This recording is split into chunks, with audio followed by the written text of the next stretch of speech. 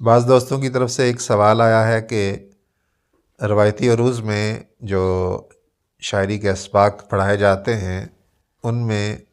ہجا کوتاہ کے علامتی اظہار کے لیے گنتی کا ہندسہ ایک استعمال ہوتا ہے اور ہجا بلند کے لیے گنتی کا ہندسہ دو استعمال ہوتا ہے۔ اور میری کتاب شعر کیسے بنتا ہے یا میرے شاعری کے اسباق میں ایک کی جگہ پہ الف اور دو کی جگہ پہ دال کا استعمال کیوں ہوا ہے؟ جن دوستوں نے مکمل کتاب پڑھی ہے یا شروع سے پہلا باب پڑھا ہے اس کا،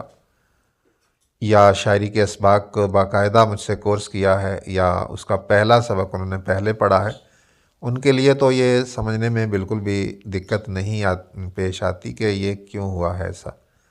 وہاں پہ مختصر سی وضاحت کر دی گئی ہے۔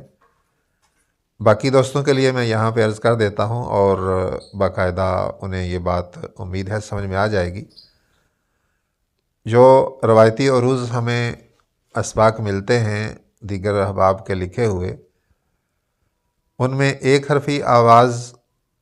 یعنی ہجا کوتاہ کو ظاہر کرنے کے لیے، علامتوں میں ظاہر کرنے کے لیے انگریزی ہندسہ ایک استعمال ہوتا ہے، گنتی کا ہندسہ، اور دو حرفی آواز کے لیے جسے ہجا بلند کہتے ہیں دو کا ہندسہ استعمال ہوتا ہے۔ لیکن یہ انگریزی کے ہندسے جو ہیں یہ آپ جانتے ہیں کہ بائیں سے دائیں لکھے جاتے ہیں، جبکہ اردو ہم دائیں سے بائیں لکھتے ہیں۔ اس کی جگہ پہ انگریزی کے ہندسوں کی جگہ پہ الف اور دال کا استعمال کرنے کی وجہ یہی ہے کہ جب ہم تکتی کرتے ہیں تو اس میں بڑی آسانی ہوتی ہے۔ میں نے جب یہ کورس تیار کیا تھا 2018 میں، اور واٹس ایپ پر ہی سب دوستوں نے اسے پڑھنا تھا اور اس کی مشقیں حل کر کے بھیجنی تھی، تو تکتی کی جو مشق دی جاتی تھی اس کے لیے میں نے سوچا کہ یہ طریقہ بہتر رہے گا۔ موبائل میں حل کرتے ہوئے جب ہم اردو کے الفاظ لکھیں گے دائیں سے بائیں اور ان کا علامتی اظہار اگر بائیں سے دائیں ہوگا، انگریزی کے ہندسوں میں ہوگا، تو وہ بہتر طور پہ سمجھنا اور بہتر طور پہ سمجھانا مشکل ہو جائے گا۔ جبکہ ہم نے ہجا کوتاہ کے لیے ایک حرفی آواز کے لیے الف کا استعمال کیا اور دو حرفی آواز ہجا بلند کے لیے دال کا حرف استعمال کیا۔ ابھی ہم عملی طور پہ تکتی دیکھتے ہیں کہ کس طرح سے فرق پڑتا ہے اور فرق ظاہر ہو جائے گا۔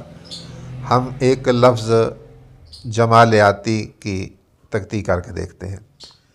یہاں پہ آپ دیکھ رہے ہیں کہ ہم نے لفظ جمالیاتی پورا لکھا، پھر اس کے بعد اس کی آوازیں توڑ کے لکھیں،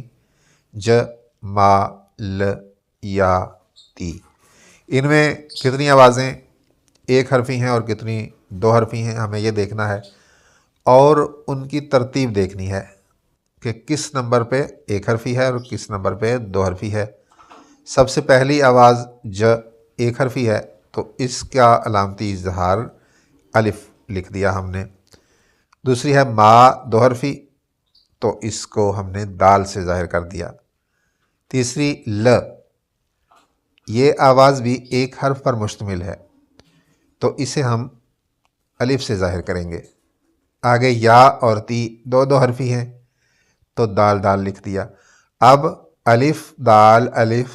دال۔ اگر ہم اسی طرح اس لفظ کے نیچے تک تی توڑتے ہیں، آوازوں کو توڑتے ہیں اور نیچے ان کا علامتی اظہار کرتے ہیں، تو یہاں پہ آپ دیکھیں کہ بالکل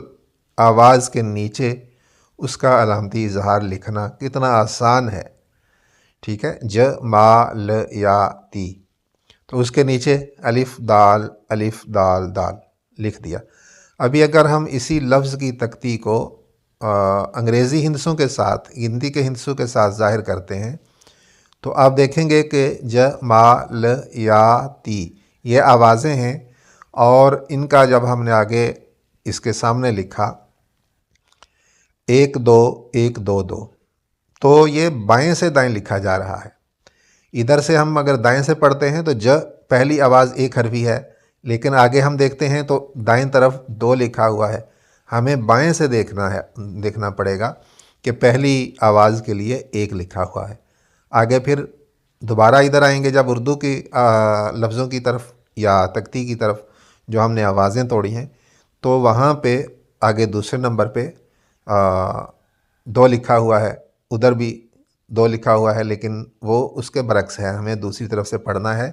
تو اس حساب سے یہ درست تکتی نظر آئے گی۔ اور اگر ہم اس کے نیچے لکھنے کی کوشش کریں گے تکتی کو، تو دیکھیں یہاں پہ ہم نے جمالیاتی کی آوازیں توڑی ہیں، اور نیچے والی سطر پہ آ کے ہم نے ہندسوں میں جب اس کا علامتی اظہار لکھنے کی کوشش کی تو وہ بالکل بائیں طرف چلا گیا ہے، ٹھیک ہے۔ اور اگر کسی طور پہ اس کے نیچے ہم لائیں بھی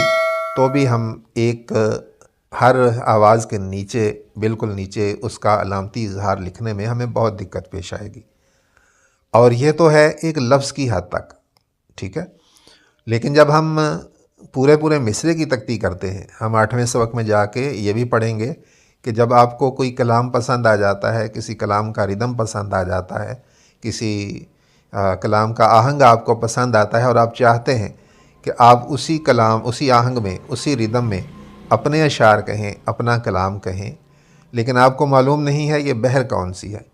تو آپ اس بحر کو کیسے نکال سکتے ہیں، آپ کیسے معلوم کر سکتے ہیں؟ تو وہ ہم نے طریقہ 8ویں سبق میں سمجھایا ہے، اور 3-4 مصروں کی تکتی کر کے، اور اس میں بحر کیسے نکالی جاتی ہے۔ تو جب مصروں کی پورے مصرے کی تکتی کرنی ہے تو پھر بالکل بھی مشکل ہو جائے گا۔ 1-2 کی صورت میں جب ہم اس کی تکتی لکھیں گے تو پوری طرح سے سمجھ میں نہیں آئے گا، جب ہم دوبارہ اسے چیک کریں گے کہ ہم نے یہ درست لکھی ہے یا غلط لکھی ہے، پھر اس حساب سے اس کی بحر پکڑیں گے تو بھی مشکل ہو جائے گا۔ اردو کی مثال آپ دیکھ رہے ہیں، آپ کے سامنے ہے کہ ہم نے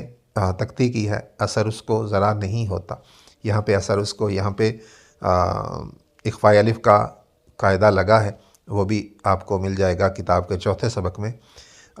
کہ اثر اس کو ذرا نہیں ہوتا، تو اس حساب سے ہم اس کی تکتی کر رہے ہیں اخفاء الف کا قانون لاگو کرنے کے بعد۔